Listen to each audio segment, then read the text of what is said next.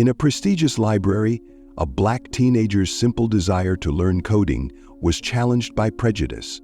But when his mother stepped in, the quiet library became a stage for a powerful lesson in acceptance, change, and justice. The Grand Central Library dominated the neighborhood skyline, its classic architecture drawing admiring glances from passers-by. Through large windows, warm sunlight spilled across oak shelves filled with countless books. The building had been a cornerstone of community life for decades, promising knowledge and culture for everyone. Inside, quiet footsteps echoed through hushed reading rooms. Students worked at polished wooden tables, while others browsed the endless rows of books. The soft whir of computers mixed with the gentle rustle of turning pages, creating a peaceful atmosphere that drew people in, day after day. But beneath this calm surface, invisible barriers existed.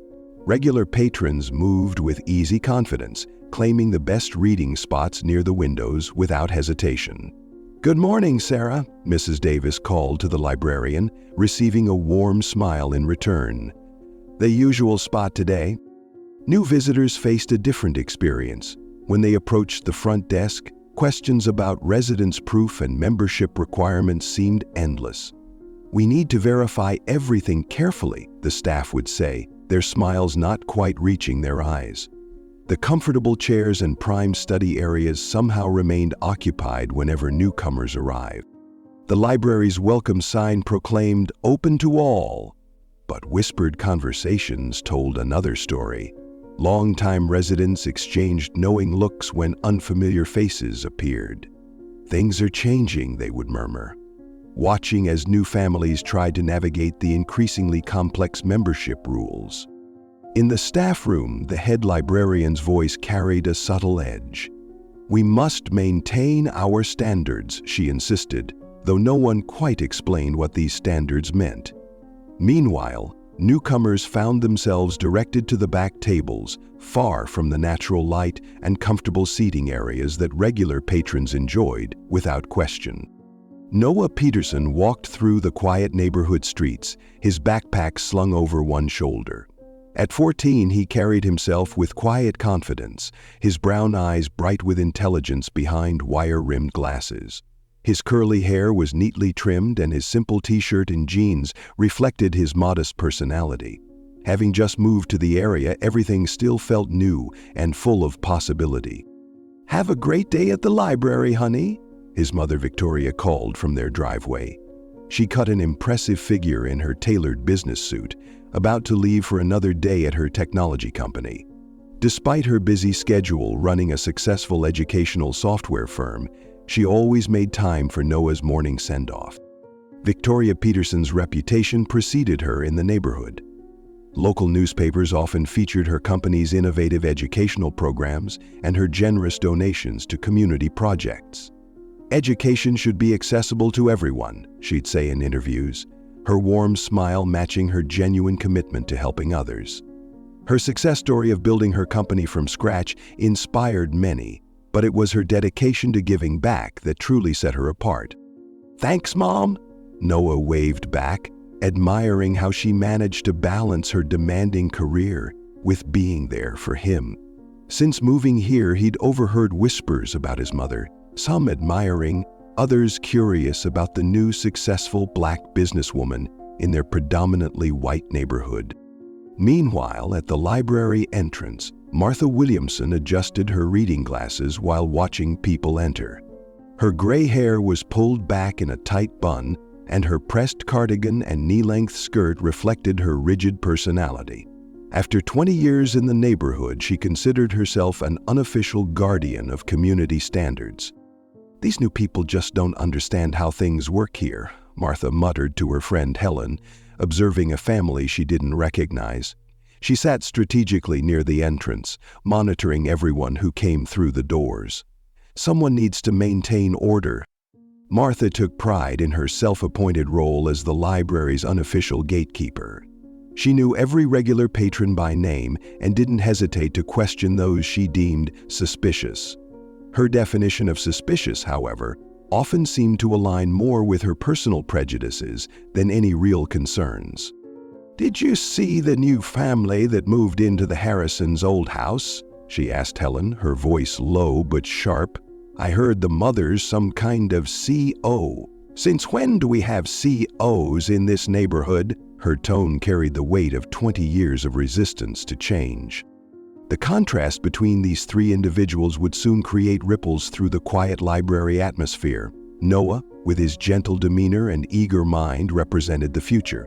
Victoria, successful and generous, challenged old assumptions about who belonged in positions of power. And Martha, clinging to her outdated views, stood as a guardian of a past that needed to change. Little did any of them know that their lives were about to intersect in ways that would test their beliefs and potentially transform their community. The peaceful library, with its towering shelves and sunlit reading rooms, was about to become the stage for a confrontation that had been brewing beneath the surface of their changing neighborhood. Noah approached the library with eager steps, his laptop safely tucked in his backpack. The afternoon sun warmed his face as he checked the time on his phone, still 15 minutes early for the free coding workshop.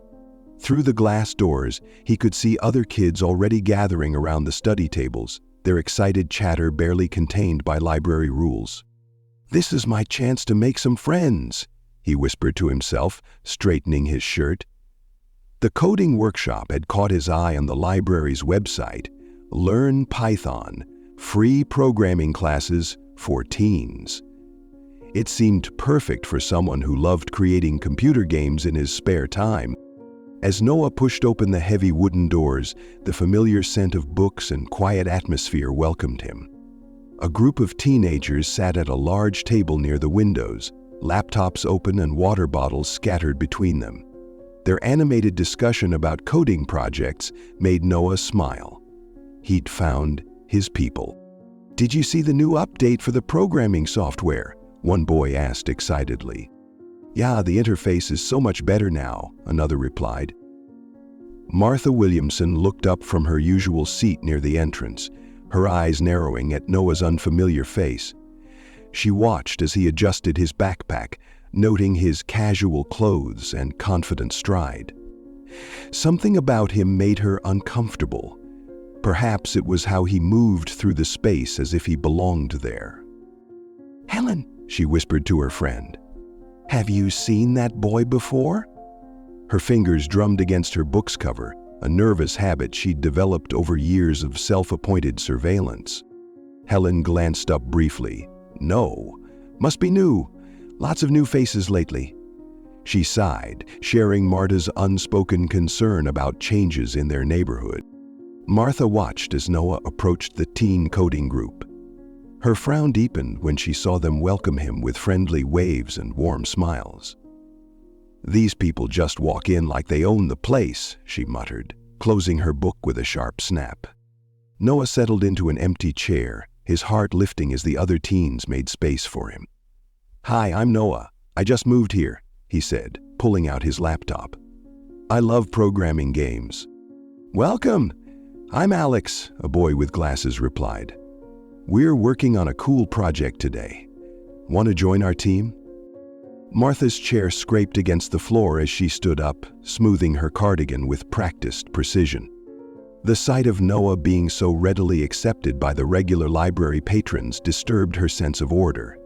She'd spent years watching over this space, and something about this situation felt wrong to her. She began walking toward the group, her low heels clicking softly on the polished floor. The sound drew concerned glances from nearby readers who knew her reputation for confrontation. The peaceful afternoon atmosphere tensed slightly, like a quiet room before a storm.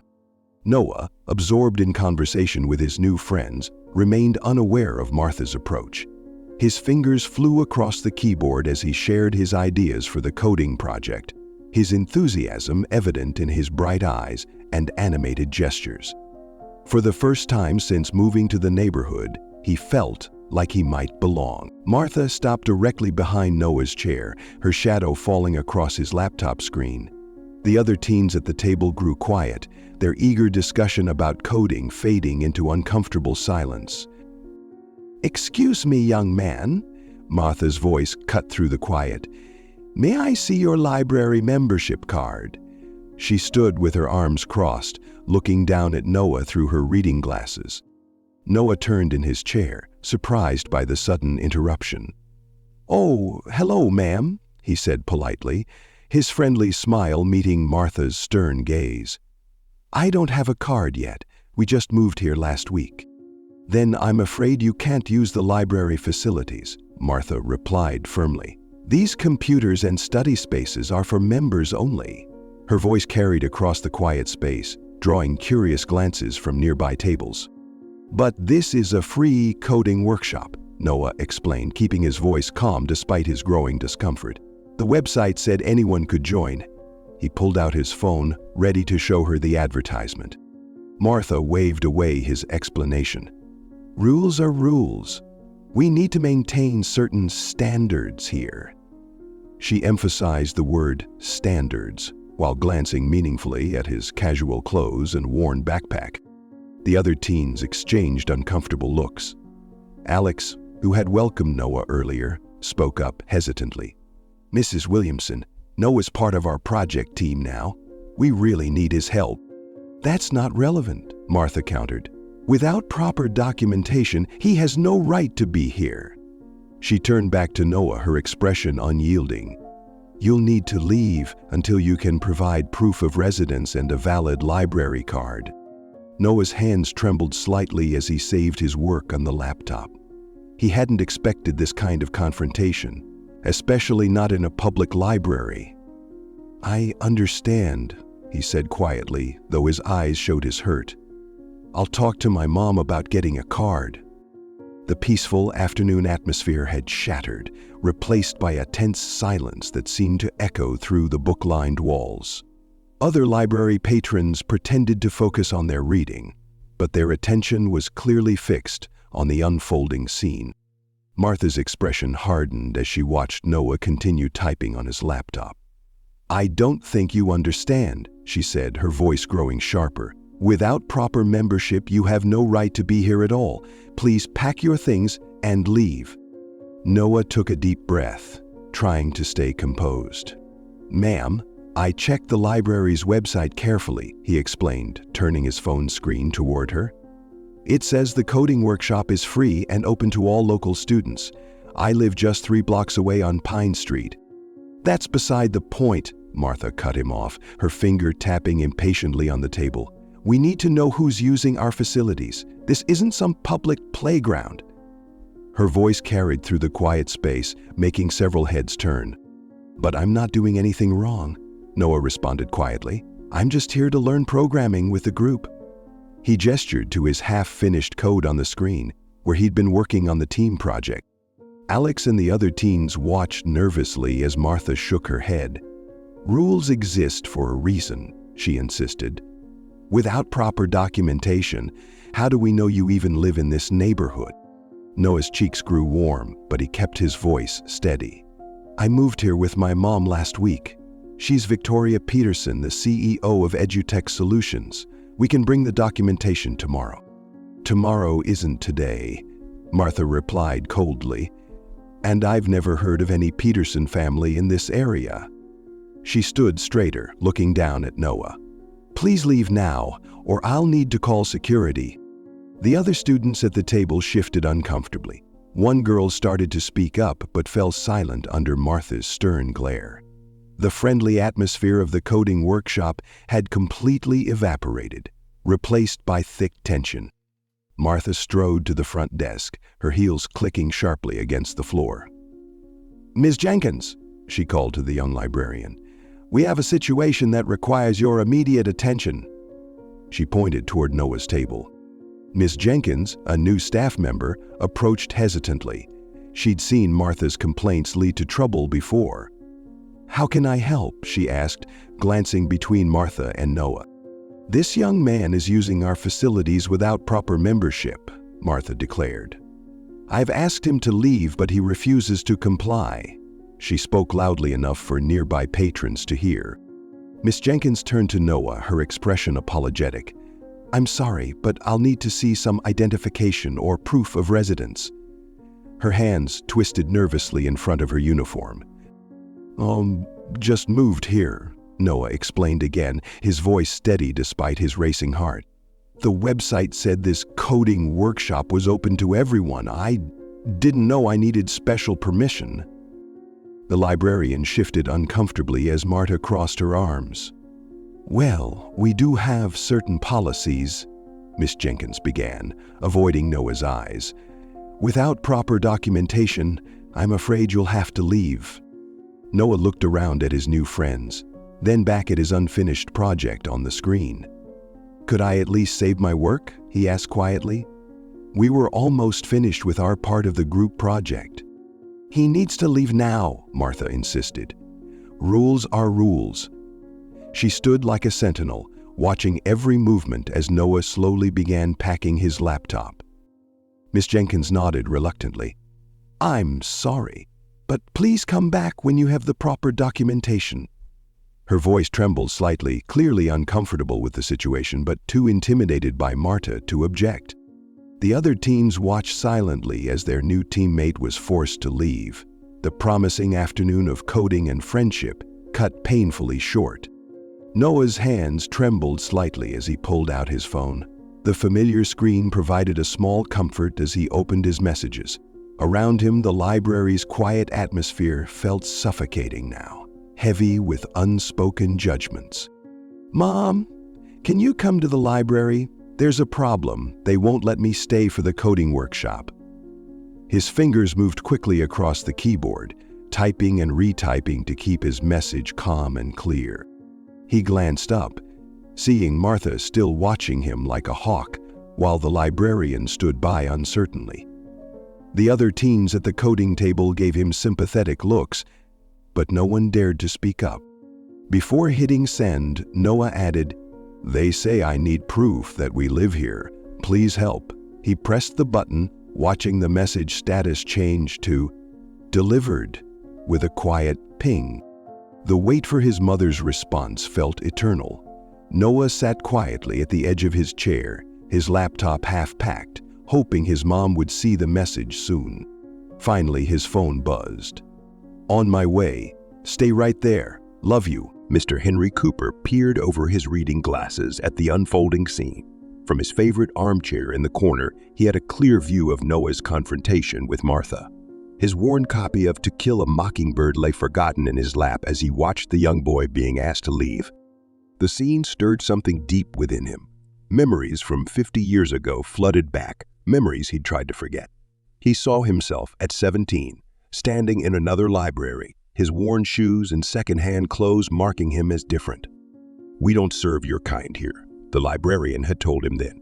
Henry had stood there, clutching his physics textbook, dreams of college hanging by a thread. "This library is for respectable folks only." Now, watching Noah pack his laptop with trembling hands, Henry's fingers gripped his book tighter. He should say something. He knew he should. The words sat heavy on his tongue. "This isn't right. Let the boy stay." But fear, that old familiar friend, held him back. He watched as Martha stood triumphant, as the young librarian avoided everyone's eyes as the other teens sat in uncomfortable silence. His own silence felt like betrayal.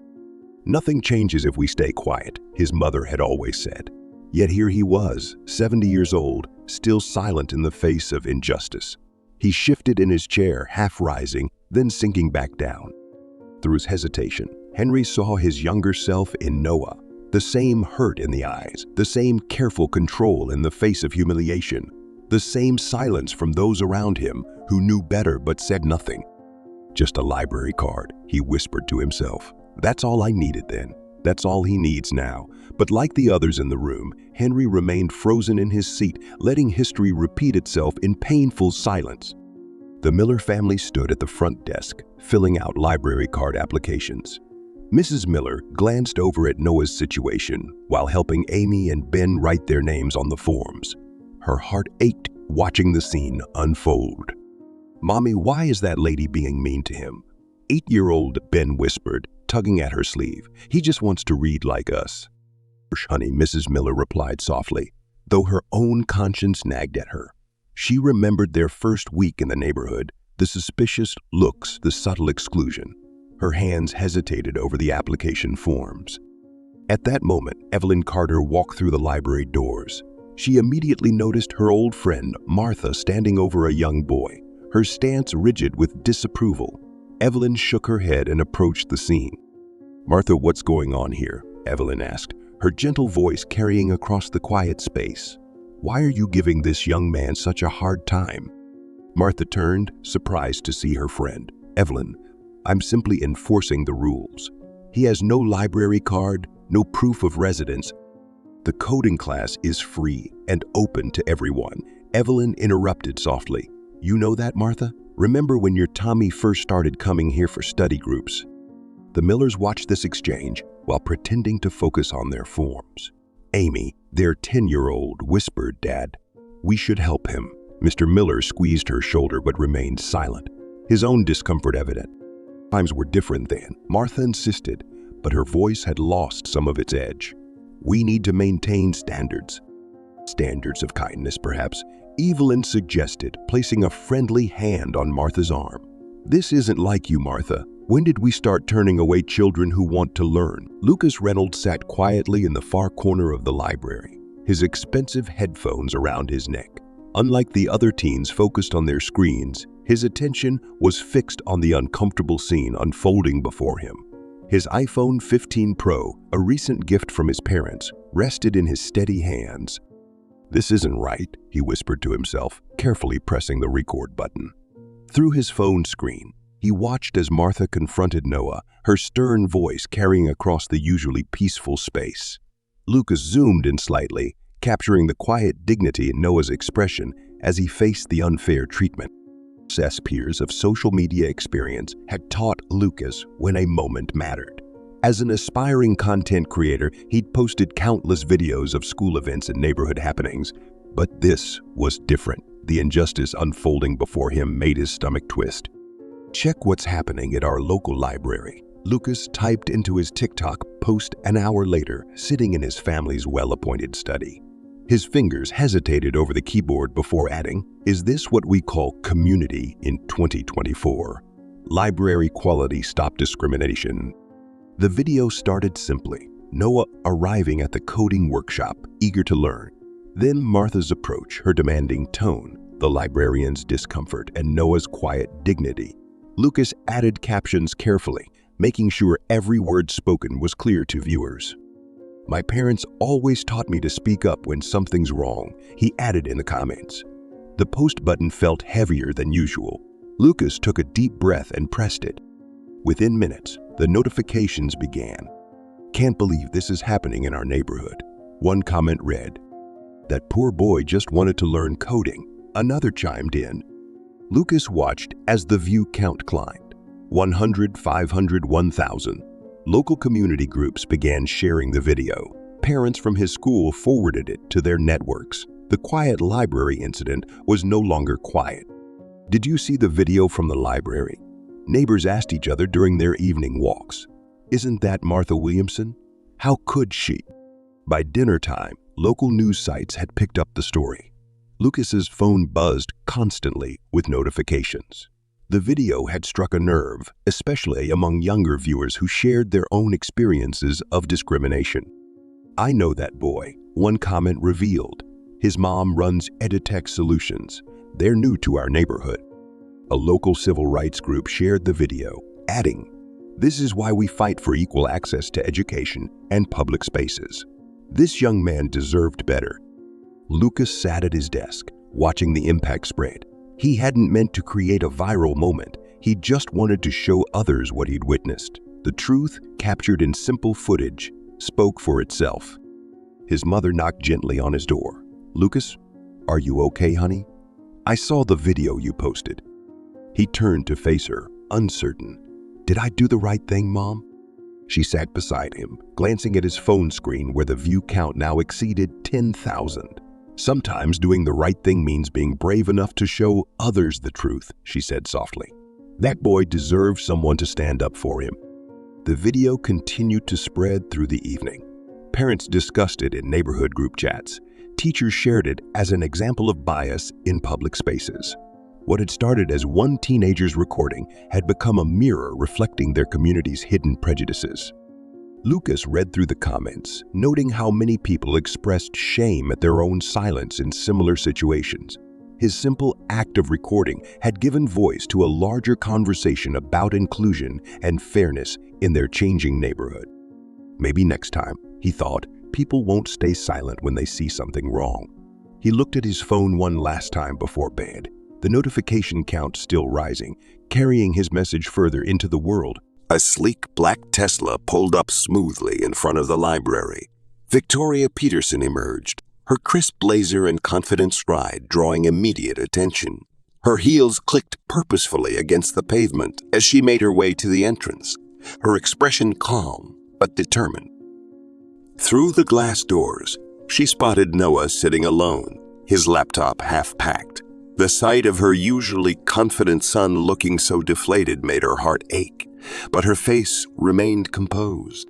Years of handling difficult business negotiations had taught her the power of measured responses. "Noah, honey," she called softly as she approached. The familiar sound of his mother's voice made Noah look up, relief flooding his features. Victoria placed a gentle hand on his shoulder before turning to face Martha and the librarian. Her presence seemed to fill the space, commanding attention without raising her voice. "I understand there's some confusion about my son's right to be here," she said, her tone professional but firm. "I'd appreciate an explanation." Martha shifted uncomfortably, her earlier confidence wavering under Victoria's steady gaze. "Well, we have rules about library membership," she began, her voice less certain now. "Proper documentation is required." "I see," Victoria replied, subtly adjusting her designer glasses. "And these rules require you to remove a child from a free educational program." Her question hung in the air, precise and pointed. The young librarian stepped forward nervously. "Mrs. Peterson, I apologize for the confusion. We didn't realize that my son belongs here." Victoria completed the sentence, her voice carrying a gentle but unmistakable authority. "Or that his mother is a local business owner who's donated to several community projects." The library had grown completely silent. Other patrons watched the scene unfold, many recognizing Victoria from local news coverage of her company's educational initiatives. "Perhaps," Victoria continued, her gaze moving between Martha and the librarian, "we should discuss how to make our public spaces truly welcoming to all members of the community." She gestured to the empty chairs around them. "Shall we sit and have that conversation now?" Noah watched his mother handle the situation with quiet pride. This was the Victoria Peterson that business leaders and educators respected, calm, professional, and impossible to dismiss. Martha straightened her cardigan, attempting to regain her composure. Her voice carried a defensive edge as she faced Victoria. "Mrs. Peterson, you must understand. We have procedures here, rules that everyone must follow." "I was simply doing my duty," Martha continued, gesturing at the library policies posted on the wall. "Without proper documentation, how can we ensure the safety of our facilities? These rules exist for a reason." Victoria listened patiently, her expression thoughtful. When she spoke, her voice remained calm, but carried the weight of experience. "Rules should protect, Mrs. Williamson, not exclude. Tell me, do you ask every teenager for proof of residence before they can learn?" She gestured toward the other students still sitting at the coding workshop table. "Have you checked their documentation today? Or was my son singled out for a particular reason?" Martha's face flushed slightly. "That's not. I mean, we know the other children. They're regular patrons." "Ah," Victoria nodded, her smile gentle but firm. "So it's not about rules at all. It's about who you decide belongs here." She stepped closer to Martha, keeping her voice low but clear. "This library was built with public funds. It stands as a gateway to knowledge for everyone in our community, not just those you personally approve of." The young librarian shifted uncomfortably behind the desk, recognizing the truth in Victoria's words. Around them, other patrons had stopped pretending to read, openly watching the exchange. A library, Victoria continued, addressing everyone now, should be the last place where a child feels unwelcome. When we let personal bias dictate who can access education, we fail not just that child, but our entire community. Noah watched his mother, noticing how she managed to sound both kind and uncompromising. She wasn't angry or accusatory, just clear about what was right. Perhaps, Victoria suggested, her professional demeanor never wavering, instead of defending discriminatory practices, we could discuss how to make this space more welcoming for all our children. Martha stood silent, her earlier certainty crumbling under the weight of Victoria's measured logic. The rules she'd clung to suddenly seemed less like protection and more like barriers she'd helped create. Miss Jenkins stepped forward from behind her desk, her hands clasped nervously in front of her. The young librarian's face showed growing recognition of the situation's gravity. "Mrs. Peterson," she began softly, "I want to apologize. I should have handled this differently." She glanced at Noah, genuine regret in her eyes. "We're supposed to encourage learning, not create barriers." The librarian pulled out a chair and sat down, her shoulders dropping slightly. "I got caught up in following rules without questioning their application. That was wrong." She reached for a library card application form, placing it gently on the table. "Noah is welcome to continue with the coding workshop today. We can handle the membership paperwork later." Looking around at the other library staff, Miss Jenkins added, "We need to review our policies. Make sure they're fair and applied equally to everyone." Her voice grew stronger with each word, finding conviction in the truth. Noah smiled gratefully at the librarian, appreciation showing in his eyes. Sometimes, he realized, admitting mistakes took as much courage as standing up to them in the first place. By evening, Lucas's video had taken on a life of its own. Local news websites featured it prominently, their headlines asking pointed questions about equality in public spaces. Social media feeds filled with shares and comments, each ripple reaching further into the community. Breaking: local library faces criticism over discrimination claims. Read the headline on the city's leading news site. Below it, Lucas's steady footage showed the entire confrontation in painful clarity.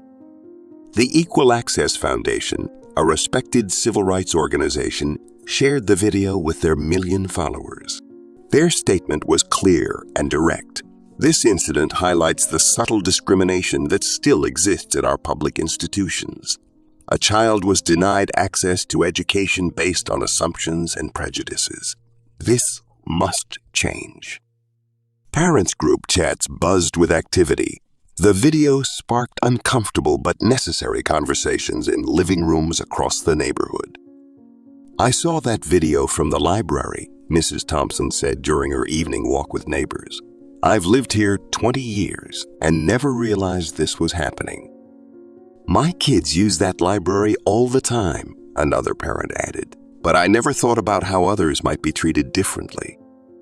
At the local coffee shop, regular customers discussed the incident over their morning beverages. Larista, a college student, had already watched the video dozens of times on her break. "It's not just about one incident," an elderly gentleman explained to his breakfast group. "It's about the invisible barriers we've allowed to exist in our community." The neighborhood online forum filled with comments and suggestions. "We need better training for library staff. Why don't we have a community advisory board? How many other people have felt unwelcome but stayed silent?" Local teachers shared the video in their staff meetings, using it to discuss inclusion in their own classrooms. The principal of Noah's new school sent out a thoughtful email about creating welcoming spaces for all students. Even the children engaged in the conversation. At the playground near the library, young voices discussed what they'd seen or heard from their parents. "My mom says everyone should be able to use the library," a young girl told her friends during recess. "It doesn't matter where they came from or what they look like." The local community center announced an upcoming forum titled Building an Inclusive Community. The registration list filled quickly with concerned residents eager to be part of the solution. Mrs. Carter, watching all this unfold, made phone calls to her neighbors. "We can't just watch the video and feel bad," she told them. "We need to make real changes in how we treat newcomers." The conversation expanded beyond just the library incident. People began sharing their own experiences of feeling excluded or unwelcome in various community spaces. "Maybe this is our wake-up call," one community leader posted online. "A chance to look at ourselves honestly and do better." As night fell, the video's view count continued to climb. But more importantly, the discussions it sparked showed no signs of stopping. In homes, offices, and gathering places throughout the neighborhood, people began to question their own assumptions and biases. The simple act of one teenager recording an injustice had become a catalyst for community, wide reflection, and change. The quiet neighborhood would never be quite the same, and many felt that was exactly what needed to happen. Martha sat alone in her living room, the evening news playing softly on her TV. She hadn't left her house since the library incident, avoiding the whispers and looks from neighbors. Her phone kept buzzing with messages from people she'd known for years, each one asking why she'd acted that way. "Martha, we need to talk," Mrs. Carter's gentle voice came through the phone earlier that day. "Can I come over?"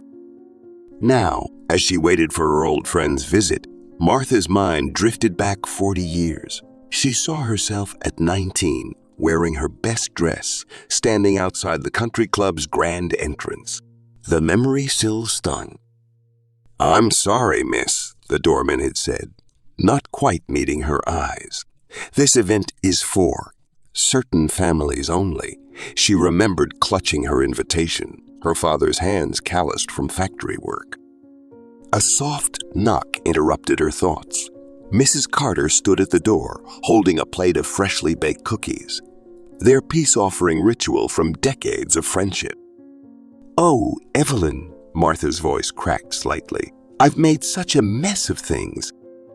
They sat together on Martha's floral couch, the same one where they'd shared countless conversations over the years.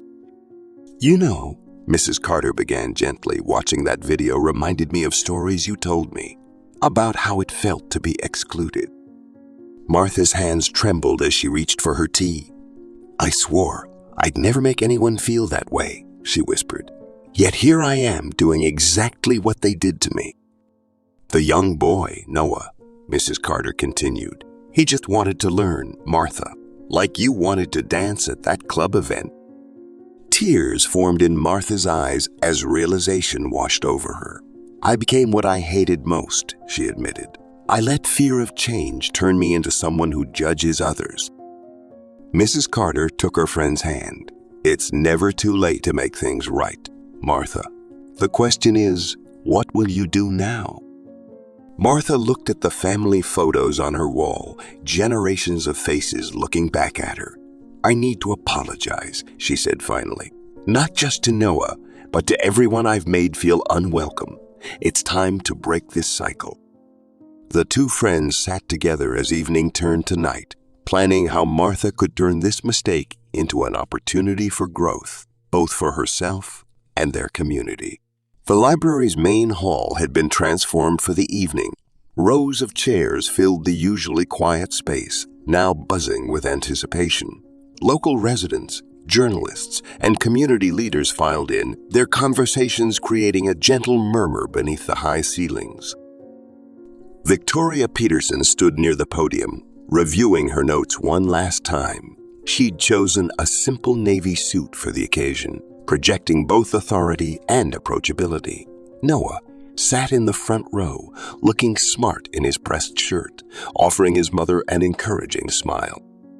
"I think we're ready to begin," the head librarian announced, glancing at the packed room. Every seat was taken, with more people standing along the walls.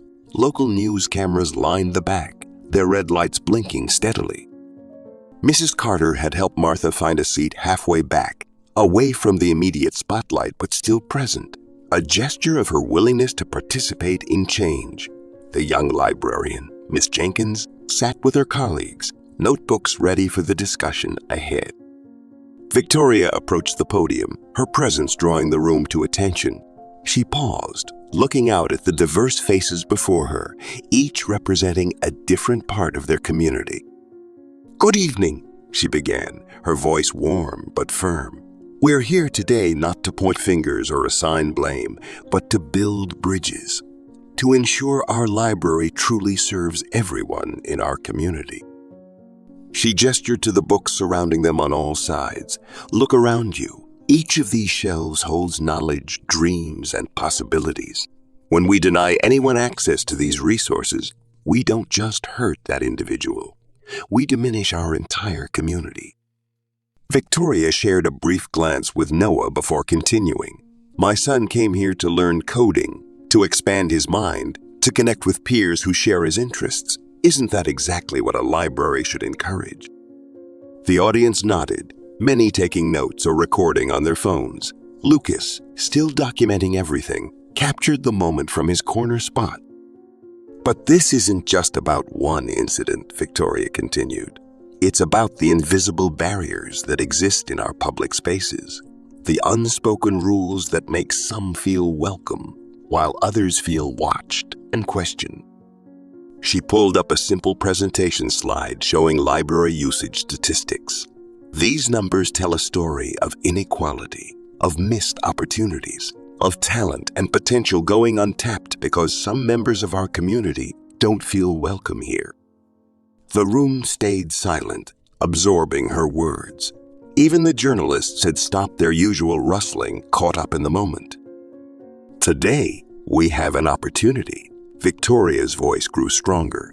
"We can choose to make our library a true center of learning and community for everyone, not just those who've always felt comfortable here, but for every person who seeks knowledge." She outlined simple but powerful changes: staff training in diversity and inclusion, community advisory boards, outreach programs for underserved neighborhoods. Each point received nods of approval from different sections of the audience. "The true measure of a community," she concluded, "isn't how we treat our most privileged members, but how we welcome those who might feel like outsiders. Let's make our library a place where every child, every adult, every person feels they belong." The applause started softly, then grew stronger. In that moment, the library didn't feel like a battlefield of recent controversy, but a place of possibility and promise for positive change. Mr. Henry Cooper slowly rose from his seat, his aged hands gripping a worn copy of To Kill a Mockingbird. The room fell silent as he made his way to the podium, each careful step carrying the weight of decades of memories. 50 years ago, he began, his voice soft but clear. "I stood outside a library much like this one. I was 17, dreaming of college, needing books to study for my entrance exams." He paused, adjusting his wire-rimmed glasses. The librarian took one look at my second-hand clothes, at the color of my skin, and told me the library wasn't for people like me. His words carried no bitterness, only a quiet sadness. I watched through the windows as other students studied inside, knowing I had the same dreams they did. He held up his beloved book. "A kind teacher gave me this. She said knowledge belongs to everyone, but she shouldn't have had to help me in secret. A library should have been my right." Looking directly at Noah, Henry smiled gently. "When I saw this young man being turned away, I saw myself, and this time I couldn't stay silent." His voice grew stronger as he addressed the crowd. "We talk about progress, about how times have changed. But change doesn't happen by itself. It happens when we speak up, when we open our hearts and our doors to everyone who seeks knowledge. Let's make this library different," he concluded, his eyes bright with emotion. "Let's make it a place where every child who dreams of learning finds only open doors and welcome smiles." As Henry returned to his seat, The room erupted in applause. Several people wiped away tears, moved by the simple power of his story and the truth in his words. Mrs. Miller stood up next, holding 8-year-old Ben's hand while Amy and Mr. Miller joined them. The family's nervousness showed in their slightly trembling voices, but their determination was clear. Moving here wasn't easy. Mrs. Miller began softly.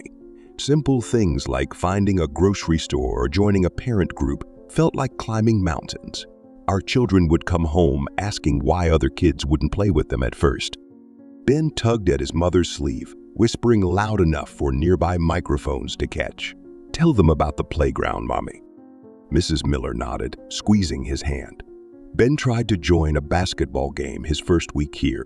The other children said their teams were full, even though they only had 3 players each. But it got better. Amy added, her 10-year-old voice clear and strong. "When people finally talked to us, they were nice. We just needed a chance." Mr. Miller wrapped his arm around his family. "All any newcomer needs is a smile, a welcome, a simple hello. That's how we build community." As the Millers returned to their seats, Mrs. Carter stood and walked to where Martha sat. She placed a gentle hand on her friend's shoulder. "Martha," she said, her voice carrying through the quiet room, "we've known each other for 20 years. I've seen your heart. I know you can help make this right." Martha looked up, tears in her eyes. With Mrs. Carter's support, she slowly made her way to the podium. Her hands shook as she gripped its edges. "I was wrong," Martha admitted, her voice breaking slightly. "I became what I once feared, someone who judges others without knowing their story." She turned to face Noah and Victoria. "I am deeply sorry. My actions hurt not just you, but our entire community." Mrs. Carter stood beside her friend, nodding encouragingly. "Change starts with honesty," she added, "and continues with action. Martha and I would like to volunteer to help create new welcome programs for our library." The room responded with warm applause, recognizing the courage it took to admit mistakes and commit to change. As the library conference reached its peak, Robert Phillips, the senior library administrator, rose from his seat. His pressed suit and stern expression reflected his 20 years of managing library policies. The room fell silent as he cleared his throat. "Let's not rush to judgment here," he began, his voice carrying across the hushed room. "Mrs. Williamson has been a dedicated patron for decades. She understands the need to protect our resources." Victoria raised an eyebrow, but maintained her composed demeanor. Around the room, people shifted uncomfortably in their seats. "Our library has maintained certain standards," Phillips continued, straightening his tie. "We can't just open our doors to anyone without proper verification. What about our equipment, our books, our computers?" Noah watched from his seat, his hands clasped tightly in his lap. The implied message in Phillips' words wasn't lost on anyone. Just then, a tall teenager with blonde hair stood up from the back row. Lucas Reynolds held up his phone, his usual confident smile replaced by a serious expression. "I think everyone should see this," he said, connecting his phone to the room's projection system. "I recorded what happened yesterday." The video played on the large screen, showing the confrontation in stark detail. Martha's harsh words, Noah's quiet dignity, and Victoria's measured response filled the room. The footage was steady, catching every uncomfortable moment. "This video has over 100,000 views already," Lucas explained, his voice clear and strong. "The Equal Rights Foundation reached out to me this morning. They want to work with us to develop better library policies." Phillips tried to interrupt, but Lucas continued. "They're offering to help create inclusive guidelines that protect both the library and its users. Real protection, not just barriers." He pulled out a letter from his backpack. "They're willing to provide free training for staff and volunteers. No cost to the library, just a commitment to change." The room buzzed with whispered conversations. Victoria smiled warmly at Lucas, appreciation showing in her eyes. "Young man," she said, "would you be willing to share more about the Foundation's proposal?" Lucas nodded eagerly. They've helped other libraries become more welcoming while maintaining professional standards. It's not about lowering our standards. It's about raising them to include everyone. Phillips shifted uncomfortably in his chair, his earlier confidence deflating. But our current policies need to evolve. Lucas finished. The Foundation's legal team has already reviewed them. They found several concerns about equal access requirements. The teenager's words carried surprising weight. Around the room, heads nodded in agreement. Even some longtime library staff looked thoughtful, considering the possibilities for positive change. Noah watched Lucas with admiration. Sometimes he realized the most powerful advocacy came from unexpected allies. Victoria stood, addressing the room. It seems we have an opportunity here. Shall we listen to what the Foundation has to offer? Philip slumped slightly in his chair, recognizing that the tide had turned. The old way of doing things was giving way to something new, something better. Noah stood slowly, his hands trembling slightly as he faced the crowded room. The library's warm lighting cast gentle shadows across his young face. For a moment, he glanced at his mother, drawing strength from her encouraging smile. Yesterday, he began softly. I came here excited to join the coding workshop. I love programming, and I thought I'd make new friends. His voice grew steadier as he continued. Instead, I learned how it feels to be judged before anyone knows who you are. He paused, looking around at the attentive faces. Some people shifted uncomfortably in their seats, while others leaned forward, drawn in by his honest words. It hurt, Noah admitted, his brown eyes reflecting both pain and hope, not just being asked to leave, but watching everyone stay silent. I kept thinking, is this how it's going to be at my new home? Will I always be seen as someone who doesn't belong? Mrs. Miller pulled her children closer as they listened. In the back, Henry Cooper removed his glasses, wiping moisture from his eyes. But you know what? Noah's voice grew stronger. I still want to be here. I still want this library to be the place I dreamed about, where kids like me can learn, create, and belong. He gestured to the coding group's table, where we can work together without worrying about who looks like they fit in. An older woman in the front row dabbed at her eyes with a tissue. Even Martha, seated quietly in the corner, couldn't hide her emotional response. My mom taught me that change starts with hope, Noah continued, his voice clear and sincere. I hope this library can be a place where everyone feels welcome, where no other kid has to text their parent asking for help just because they want to learn. The silence in the room was profound. Several people nodded, their faces showing deep reflection. A young librarian wiped tears from her cheeks. I forgive what happened yesterday, Noah said, looking directly at Martha, because I believe we can make this place better together. Not just for me, but for everyone who walks through those doors wanting to learn and grow. As Noah finished speaking, the room remained quiet for a moment. Then slowly, people began to stand. The applause started softly but grew stronger, filling the space with a sound of unity and understanding. Mr. Henry Cooper was the first to speak through his tears. This brave young man just showed us what real strength looks like. Others nodded in agreement, their faces showing a mix of emotion and determination. Victoria watched proudly as her son's words transformed the atmosphere in the room. Sometimes the most powerful changes started with the simple truth spoken from a child's heart. Martha rose slowly from her seat, her usual confident posture replaced by humble uncertainty. The room grew quiet as she made her way to where Noah stood. Her hands smoothed her cardigan, a nervous habit she'd carried for years. Noah, she began, her voice soft but clear. I owe you an apology. She looked directly at the young boy, letting her carefully maintained facade fall away. What I did was wrong. Not just the rules I tried to enforce, but the assumptions I made. Noah looked up at her, his expression open and receptive. Around them, the conference room held its collective breath. For years, I thought I was protecting this library, Martha continued, gesturing to the book-lined walls. But really, I was just building walls where bridges should be. Her voice cracked slightly with emotion. Mrs. Carter moved closer, placing a supportive hand on her friend's shoulder. Martha drew strength from the familiar touch. I want to do better, Martha declared, straightening her shoulders. Not just with words, but with actions. She turned to address the entire room, which is why Mrs. Carter and I are proposing weekly community discussions here at the library. Mrs. Carter stepped forward, her warm smile encouraging. We'll tackle difficult topics, prejudice, inclusion, community building. No more pretending these issues don't exist." Martha nodded, turning back to Noah. "Would you help us? Your perspective, your experiences, they could help others understand what needs to change." Noah's face brightened with surprise and hope. "Really? You want my help?" "Yes," Martha replied firmly. "Sometimes it takes a child to show adults what we've forgotten about kindness and acceptance." She reached into her bag and pulled out a folder. "I've already drafted some ideas. Book clubs focusing on diverse authors, discussion groups about breaking down barriers, programs that bring different parts of our community together." Mrs. Carter beamed.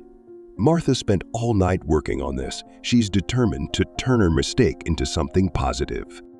"Because that's what real change looks like," Martha added softly. "Not just saying sorry, but working to make sure it never happens again."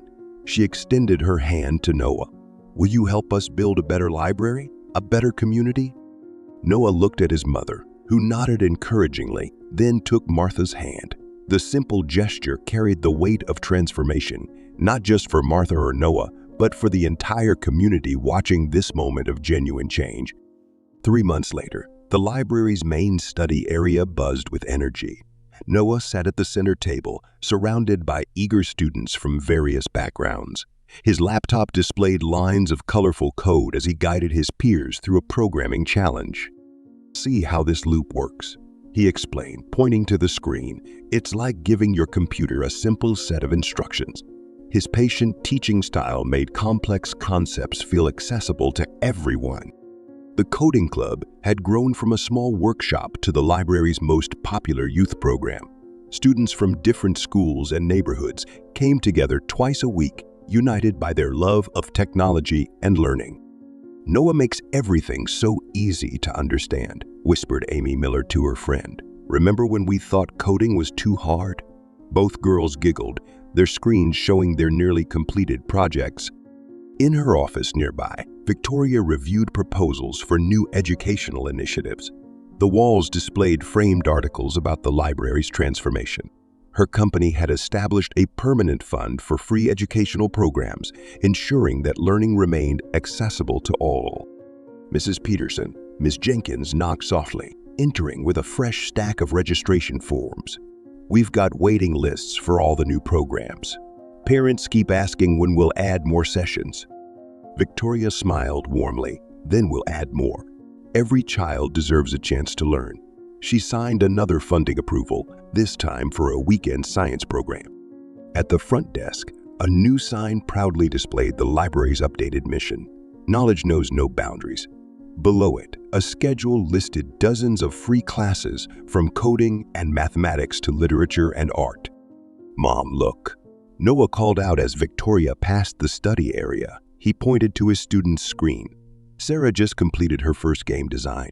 Remember when I was learning this stuff?" Victoria paused to watch her son. His confidence had grown alongside his leadership skills. The shy boy who once texted her for help had become a mentor to others, living proof that positive change was possible. "The library feels different now," an older patron remarked to Victoria. "More alive, more welcoming. Your son had a lot to do with that." Victoria nodded, watching Noah guide another student through a challenging problem. The library had become what it was always meant to be, a place where everyone could grow, learn, and belong. The Grand Central Library pulsed with new life on a bright Saturday morning. Through the large windows, sunlight illuminated a scene far different from 6 months ago. Every corner bustled with activity as people of all ages and backgrounds moved freely through the spaces. In the children's section, Mrs. Miller led a weekly storytelling session. Children sat in a colorful circle, their faces reflecting the diversity of the neighborhood. "Who wants to read the next page?" she asked, and a forest of eager hands shot up. "The library's become our second home," a father remarked to his neighbor as they watched their kids participate in the reading circle. "Remember when we used to just drop off books and leave?" The community room hosted Martha and Mrs. Carter's weekly discussion group. Today's topic was building bridges through understanding. The room was packed with extra chairs brought in to accommodate everyone. "I never thought I'd see Martha leading inclusion workshops," One participant whispered to another, "People really can change." Near the entrance, a new bulletin board overflowed with community announcements. ESL classes, cultural exchange dinners, homework help sessions, each program drew steady crowds. Sign-up sheets filled quickly, with waiting lists growing longer each week. The teen space had transformed into a vibrant hub where students from different schools gathered. Study groups formed naturally, with kids helping each other across subjects and grade levels. "Need help with algebra?" a high school senior offered to a struggling freshman. I used to find it tough too. Such scenes of spontaneous support had become common. In the computer lab, elderly residents learned digital skills from teenage volunteers. "My grandson can't believe I'm on social media now," laughed Mr. Cooper as a young tutor showed him how to video chat. The library's cafe area, once a quiet spot for solitary reading, now hosted animated conversations. Book clubs mixed with chess players while artists sketched beside business people having coffee. "It's amazing," Miss Jenkins commented to a colleague. "We're not just lending books anymore. We're building relationships." Even the old wooden tables, previously claimed by regular patrons, now saw a constant rotation of new faces sharing space and stories.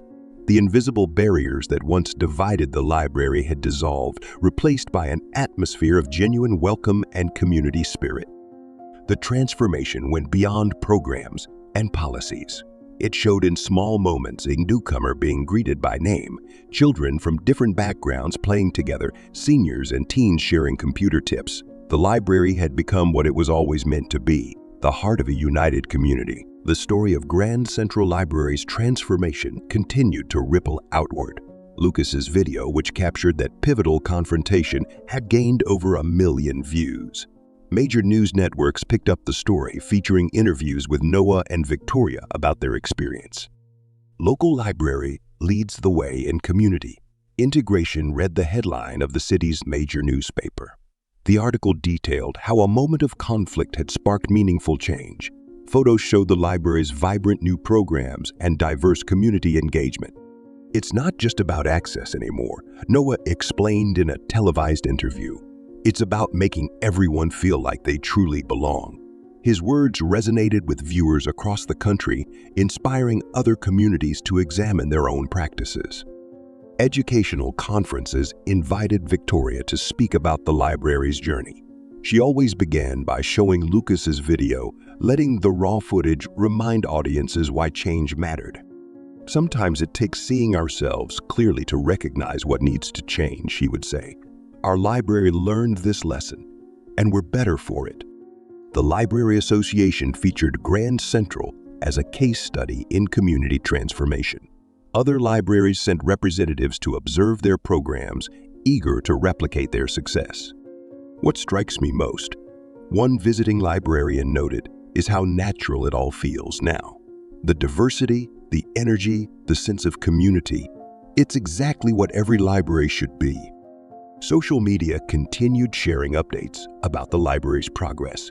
Lucas's follow-up videos showed storytime sessions where children of all backgrounds sat together, teens collaborating on projects, and elderly patrons learning from young volunteers. "Remember that boy who wasn't allowed to join the coding class?" someone commented online. "Now he's teaching others." That's what real change looks like. The library's story appeared in educational textbooks as an example of positive community transformation. Photos of Noah leading his coding group and Martha's discussion sessions became symbols of hope and possibility. "Our library did more than change policies," Mrs. Carter told a documentary crew. "We changed hearts." The camera panned across the busy reading rooms, capturing countless moments of connection and learning.